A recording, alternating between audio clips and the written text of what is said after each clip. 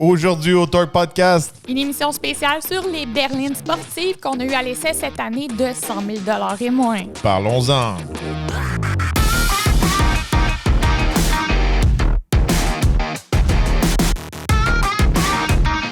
Bienvenue au Torque Podcast. Mon nom est Joel Torque. Moi, c'est F Torque. Alors aujourd'hui, un spécial sur nos coups de cœur et les berlines qu'on a le moins aimées aussi à l'essai cette année en bas de 100 000 $. Bon, on va séparer un peu le segment en deux pour cet épisode-là. Alors, voiture, un peu plus vocation sportive, un peu plus d'enthousiasme, des WRX, des Golf R, etc. Puis, on va avoir une autre gamme qui va être plus dans les 70 000 $, des BMW, Mercedes, etc. Alors, aujourd'hui, on va vous dire qu'est-ce qu'on a le plus aimé, qu'est-ce qui nous a le plus accroché, quel modèle, selon nous, est les meilleurs et les modèles qui nous ont déçus un peu. Mm-hmm. Bon, là, on va commencer avec les berlines un peu moins chères qu'on a eues à l'essai cette année. Donc, la Hyundai Elantra N, le Volkswagen Golf R, le Subaru WRX et la Volkswagen Jetta GLI. Bon, c'est tous des véhicules à vocation enthousiaste, on pourrait dire. Oui. Tous des véhicules qui ont un petit peu plus de chevaux sous le capot. Tout un petit peu une approche différente. C'est sûr et certain qu'on n'a pas eu à l'essai 10 000 modèles. Je pense qu'il en manque un peu dans notre liste là, qu'on a eu à l'essai. Mais en gros, là, dernièrement, dans la dernière année, c'est ça qu'on a eu. Dans ces modèles-là, la WRX, tu ne l'as pas testé parce que celle-là, je l'ai testé avec Subaru au Canada. Oui, dans un voyage. Exact. Bon, de ce côté-là, moi, mes coups de cœur, je pourrais dire, j'ai beaucoup aimé la Volkswagen Golf R. Même si ce n'est pas une berline, on l'a mis là-dedans parce que ça rentre quand même dans cette catégorie-là de 4 portes de performance, on pourrait dire. Là. Mm-hmm. Je trouvais que le véhicule, il poussait bien, il était le fun à conduire, la suspension était fantastique, les sièges étaient fantastiques, très confortables, pratiques, la belle place en arrière, un bon coffre. Puis c'est là-dessus qu'il faut un petit peu mettre l'emphase dans cette catégorie-là, c'est le côté qui est un petit peu plus pratique que les coupés sport. Oui. Coupé sport, il faut faire un certain sacrifice côté pratique pour amener des gens, la valise, ces choses-là.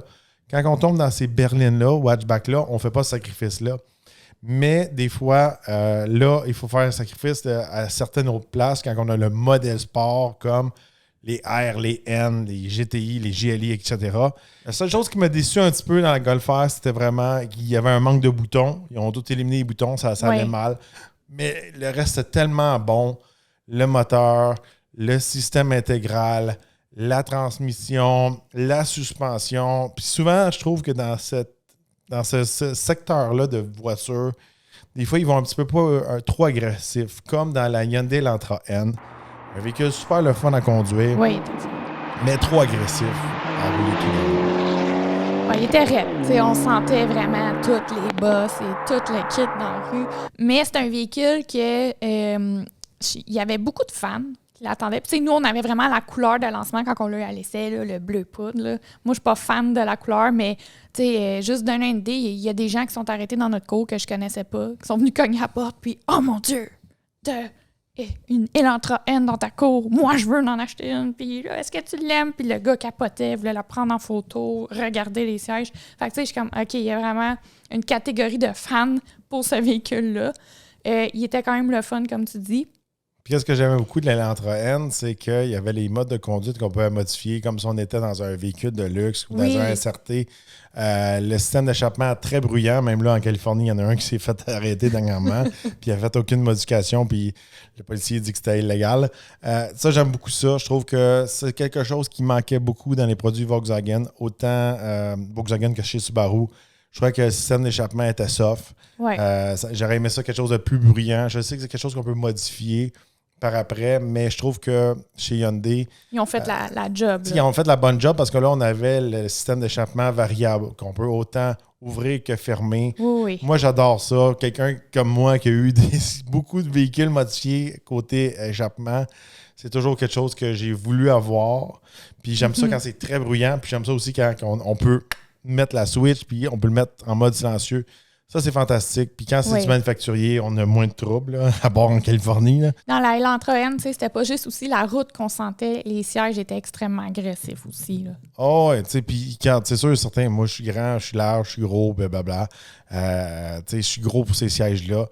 je trouve que pour un véhicule qu'on conduit tous les jours, puis c'est pas nécessairement un véhicule de track, je trouve que les sièges dans la Golf R étaient le sweet spot. Ouais. Il y avait le bon support, le bon confort, le beau look, tout le kit. Ils sont beaux dans la entraide, mais ils sont beaucoup trop rigides, beaucoup trop étroits. Si vous êtes un gars genre vraiment mec de 5 pieds et 6, là, vous allez trouver ça parfait. Là. Si moindrement là, vous avez pris du poids pendant le COVID, là, puis vous êtes un peu plus grand, là, vous allez trouver ça tête. Moi, j'ai fait de la route un peu avec l'Elantra-N. J'étais allé à un lancement un peu plus. Je suis resté pogné dans le trafic. Là. Puis à la fin de ma journée, j'en appelais mon casque de l'Elantra-N. Puis c'était pas le cas dans la Golf R. Ouais. Fait que moi, dans cette section-là, regardez, j'ai beaucoup aimé la Golf R. Si on revient un peu à Subaru WRX. Subaru WRX, je trouve que c'est le sweet spot. Je pourrais dire comme un peu genre section meilleur achat, à mon avis, à moi. Ah oui? Pourquoi? C'est un véhicule qui est simple, qui est le fun à conduire, bonne suspension aussi, bon confort, mais plus abordable qu'une Golf R. Oui, un peu moins de performance. Oui, c'est plate qu'il n'y a plus de STI, mais c'est un véhicule qui est fait pour nos routes ici. Ouais. C'est un véhicule avec une suspension à long dégagement. Fait que quand il y a des trous, si on fait un peu de route avec, si on a un chemin de garnotte, de gravel, de boîte. Ou juste un chemin du Québec. Fantastique dans ces conditions-là. Vraiment un véhicule utilisable à tous les jours, qui est fantastique de ce côté-là. Bon siège à l'arrière, bonne valise, tout ça. Moi, le nouveau plastique qu'il y a sur le WRX, ça me dérange pas. Puis si vous auriez vu toutes les places qu'on a passées avec Subaru Canada, avec la WRX, là, avec les pneus là, stock, pas off-road, là, on a fait littéralement du rallye. On a passé dans de l'eau. C'est toutes des choses que j'aurais pas faites avec les autres modèles. Sûrement pas avec l'Elantra-N. J'ai vraiment aimé ça. J'aime la vocation rallye, off-road. Pratique, le système symétrique, Subaru, on était dans la pluie, on était dans la boîte, tout ça. C'est sûr et certain, regardez le WRX de côté-là, là, c'est comme quasiment un truck là, comparé des autres. Là. C'est solide. Là. Fait que pour la valeur, là, la WRX, c'est un super bon achat. Si vous avez un peu plus d'argent, si vous êtes un petit peu plus raffiné, Golf R, à mon avis, à moi, Golf R, c'est comme un Audi. Dans mon livre à moi, là, c'est quand je suis à l'intérieur du Golf R, si je me sens à l'intérieur d'un Audi, puis la façon que ça performe, la luxe, le ça dedans, le confort, je me sens plus dans un Audi que dans un Volkswagen. Ouais. Toi, Eve, là, ça a été quel tes préférés puis ceux que tu as le plus moins aimé dans cette section de 4 portes là, à vocation sportive? Écoute, je suis d'accord avec toi, pas mal la Golf R. Je trouve qu'elle était pas mal compétente dans tous les domaines, confortable. Les bains étaient le sweet spot, comme tu dis. C'est certain que l'échappement, parce qu'on s'attendait qu'elle ait un son d'échappement. Puis d'un autre côté, ce qui m'a surpris, si je repasse à l'Elantra-N, c'est elle qui avait le plus de son. Je m'attendais pas à ça d'un Hyundai. Pour ça, j'ai vraiment aimé ça. Mais tu sais, côté les bancs agressifs puis comment c'est raide sa route, ça, j'aime moins ça. Mais en tout cas, mettons que l'Elantra-N, je la split en deux. Il y a un côté que j'ai vraiment aimé puis un côté un peu moins. Moi, il y a trop de trucs dans l'Elantra-N qui manquent là, pour me satisfaire, moi. Tu sais, c'est comme... oui, elle est trop hardcore un peu sur certains côtés. Tu pourrais slacker les bancs, tu pourrais slacker la suspension, ces choses-là. Mais ça reste un modèle à traction avant. Moi, regardez, surtout ici au Canada, là, où on vit, là, ouais, WRX puis Golf R, là, traction intégrale, là, anytime. Ouais, ça, c'est assez. Je te garantis que l'Elantra-N en hiver, là, ça doit pas être super. Là. Non, ça, c'est sûr. Mais mettons que tu regardes pas ce côté-là. C'était quand même le fun. C'est quand même plaisant. Avoue que c'est surprenant. Mais ça me rappelle un peu le Veloster N qu'on a eu à l'essai en hiver. Oui. Là, on sortait de l'hiver quand on a conduit l'Elantra N. Veloster N, il était vraiment pas bon l'hiver. C'est un des pires véhicules que j'ai conduit l'hiver à traction avant. Là. Puis en plus, j'ai demandé à d'autres propriétaires si on pouvait réduire le diamètre des roues pour avoir un petit peu plus de gomme de pneus. Oui, c'est ça. Avoir un peu plus de sidewall pour nos pneus d'hiver. Puis ils peuvent pas réduire parce que les freins sont trop gros. Fait que la fameuse curve, là, une des curves qu'on fait, là, qui est assez agressive, là, j'ai glissé dans cette curve-là, j'étais plus capable d'arrêter, puis il n'y a pas de glace, rien. C'est juste que c'était pas... on voit que le véhicule était trop bas, les pneus étaient trop low profile, puis c'est tous des trucs à un moment donné, là, tu fais comme, il est cool l'été, cette affaire-là. Là, tu passes un hiver avec, là, tu sais, comme, j'en ai plein mon casque, là. C'est sûr que le WRX puis le Golf rendu là, c'est plus polyvalent, là. Je sais pas si tu t'en souviens, là, mais la Veloster N, là, était... il y avait full neigé cette semaine-là, puis j'étais comme, c'est sûr certain qu'on sort pas de la cour, puis on l'avait laissé dans la cour cette semaine-là. Pendant 2-3 jours, là, on l'avait même pas pris parce qu'il y avait trop de neige. Ouais. Puis même si la cour était déblayée ici, elle avait de la misère à sortir de la cour. Fait que tu sais, c'est un petit peu la même chose pour l'Elantra N. Côté pratique, tu fais un gros sacrifice, puis il est tellement hardcore que, tu sais, c'est beau. Parce que l'affaire qu'il y a, là, c'est que c'est beau être hardcore, c'est beau être modifié comme l'Elantra N, puis c'est beau comme, je vais aller sur la piste de course avec. Mais là, c'est parce que si tu vas sur la piste de course, puis tu le sors quasiment juste l'été, mais là, tu tombes dans la section 2 portes. Tu tombes dans la section que tu peux pas exploiter ton véhicule à là, t'es peut-être mieux d'aller voir je sais pas, un Nissan Z, un BRZ ou un Camaro Mustang plus que peut-être de base, un peu moins équipé. Peut-être que ça va t'en donner un petit peu plus pour ton argent pour aller faire de la piste de course. Ça, c'est mon avis à moi. Ça, c'est un petit peu qu'est-ce qui m'a accroché. Moi, qu'est-ce qui m'a déçu un petit peu dans les berlines sportives qu'on a eues, c'est la Jetta GLI. Je suis un ancien propriétaire de Jetta GLI avec un VR6. Les nouvelles Jetta, je les trouve super grosses. Elles sont super pratiques. La grosseur, là, regardez, là, je l'ai comparé dans ma fameuse review là, à côté du S6 V10. Il est aussi gros que le S6 V10. Oui. Si ça fait longtemps que vous n'avez pas regardé un Jetta, vous allez voir qu'il a engraissé. C'est ça. C'est pas le seul qui a pogné dans le COVID, du poids. Méga coffre. Pas beaucoup de place en arrière, cette affaire-là. Mais le moteur, il pousse bien. La transmission manuelle que j'en avais était correcte. Ma position de conduite n'était pas bonne. C'était littéralement une berline là, de A à Z, là, mais qui ont mis plus de chevaux. On dirait qu'il n'était pas rabaissé. On dirait qu'il n'était pas assez sportif pour moi. Mais la position de conduite, là, si je me souviens, là, c'est le fameux véhicule que tu avais l'impression que tu étais assis sur une bolle. Non, ça, c'était un Ioniq 5. C'était pas ça. Ça, c'est Ioniq 5. OK, je suis mêlée. Mais celle-là, il était pas... J'étais assis haut aussi. Ouais. Puis je trouvais ça drôle d'être assis haut pour clutcher puis déclutcher. En tout cas, c'est sûr que j'étais habitué à des plus vieux modèles, plus petits modèles. Mais la GLI, je trouve que c'est un véhicule, un daily driver avec plus de puissance, mais c'est pas la vocation plus sportive, comme un WRX, comme un Golf R, un GTI, un Elantra N, etc., etc. Non, beaucoup moins de passion dans la GLI. C'est vraiment... je n'ai pas dans le game avec les autres. C'est un petit peu moins cher aussi. Là, il charge un petit peu moins, là, mais j'aimerais mieux conduire un WRX tous les jours qu'un GLI de ce côté-là. Toi, qu'est-ce que tu avais pensé du GLI? C'est-tu celui qui t'a le plus déçu dans ceux qu'on a eu à l'essai? Ben, déçu. Tu sais, je veux pas dire que c'est un mauvais véhicule, c'est pas ça. C'est comme tu dis, il se démarquait pas par sa vocation sportive. C'est un peu pour ça qu'il se retrouve dans mes derniers choix de berline sportive.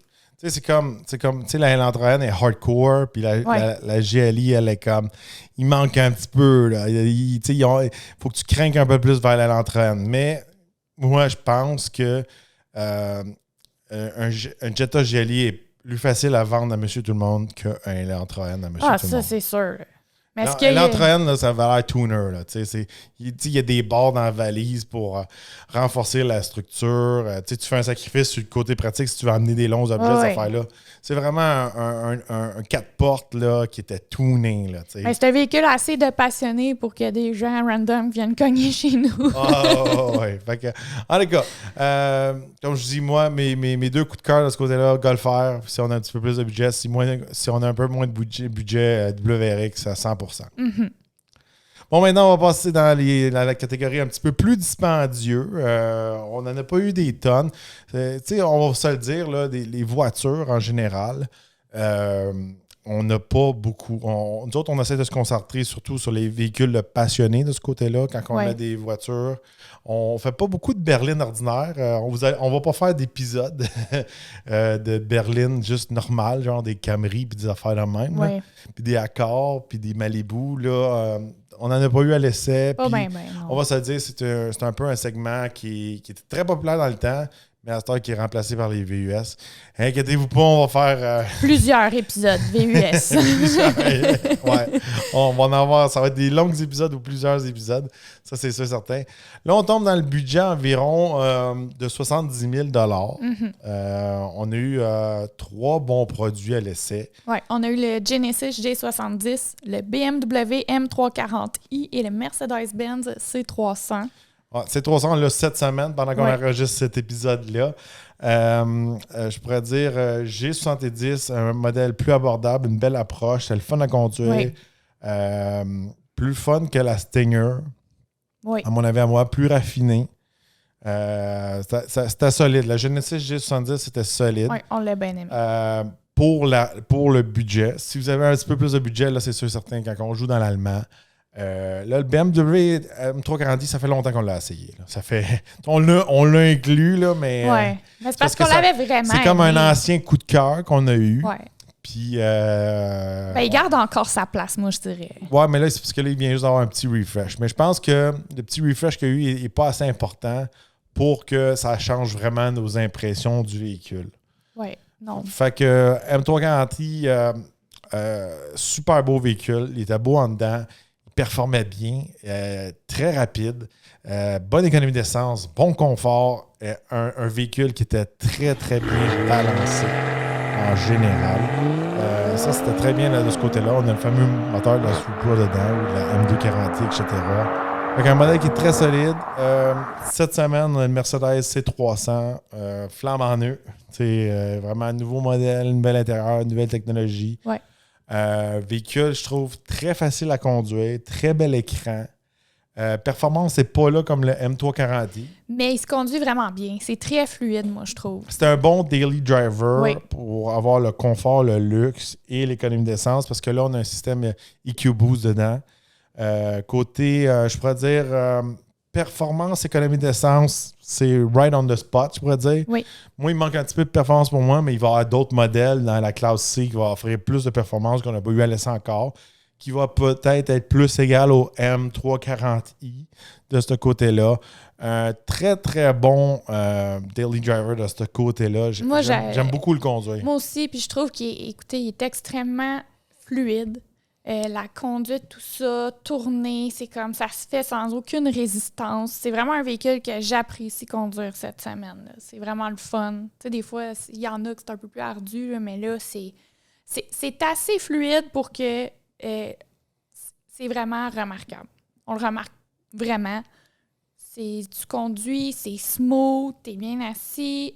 Oui, il n'y a peut-être pas autant de performance comme tu dis, mais moi, je trouve que c'est assez. Moi, je trouve que c'est correct. Puis j'adore ça. Quand on tourne, tout le kit, il y a vraiment... Même si tu passes dans les trous, il n'y a comme pas de résistance. J'aime vraiment ça. 2 autres véhicules qui étaient dans la même section de ceux-là qu'on n'a pas mis sur notre fameuse liste. Cadillac CT4V et Cadillac CT5V. Des modèles assez solides de ce côté-là aussi. Si vous êtes un peu moins fervent, modèle allemand, vous ne voulez pas aller toucher du coréen, vous voulez rester anti-américain. CT5V très, très solide. CT4V aussi. Bon véhicule, on l'a re-eu à l'essai. On a eu la version, on a eu dans la même semaine le CT5V puis le CT5V Blackwing. Oui. Tout un upgrade de ce côté-là. Très solide. C'est tous des véhicules, je pourrais dire que c'est tous des gagnants. C'est tous des véhicules solides. Oui. Il n'y en a pas un comme lui, il est mauvais. Puis je sais qu'on ne les a pas toutes faits. Là, il nous en manque. Il manque des Audi et ces choses-là. Mais ils ont tous chacun comme leur sweet spot. Oui. Le Genesis, il offre tout, mais à un prix plus abordable. Il y a un beau look et tout. Oui. Le BMW, je pourrais dire, lui, c'est vraiment la performance. Puis, lui, il est vraiment dans le sweet spot pour la performance, pour le prix. Le Mercedes-Benz, je pourrais dire, lui, c'est vraiment tous les jours, aller au travail, l'économie d'essence, le confort, la technologie dedans, il est right on the spot. Oh, ouais. Puis, le Cadillac, il vient comme regrouper tout ça à la version un petit peu plus américaine. Puis il est vraiment solide aussi, le Cadillac. Puis il tombe plus dans les prix du Genesis. Fait que... dur à dire. Sérieusement, j'en ai pas un préféré. Dans tous ces modèles-là qu'on a eu à l'essai, chacun a leur petite affaire. T'sais, si toi, t'aimes un petit peu plus le confort puis l'économie d'essence, le Mercedes est right on the spot. Puis, je pourrais pas... Entre les quatre, je pourrais même pas dire c'est celui-là que j'achèterais. Moi, je vais juste parler de mon expérience personnelle. J'ai possédé un Mercedes C300. Je trouve que vraiment, c'est un beau upgrade cette année. J'en ai pas conduit comme de l'année passée ou quoi, mais cette année, versus le modèle que je possédais, je trouve qu'il s'est beaucoup amélioré. La conduite, c'est juste vraiment... Je vais garder le mot, là, garder ça en tête, c'est fluide. Ouais. Super fluide. Puis je l'ai quand même bien aimé, mais comme tu dis, chacun de ces berlines-là qu'on a eu à l'essai s'est démarqué vraiment dans un peu plus sa petite catégorie, là, performance, confort. Juste dire, là, regardez, là, cette semaine, là, pour vous dire comment que c'est confortable et ça va bien conduire le Mercedes-Benz C300. On a un autre Mercedes à l'essai cette semaine. On en a deux en même temps. L'autre, c'est un véhicule qui vaut plus de 150 000. Donc, on le garde pour la prochaine épisode. Lui, c'est un Mercedes AMG GT 53, coupé 4 portes.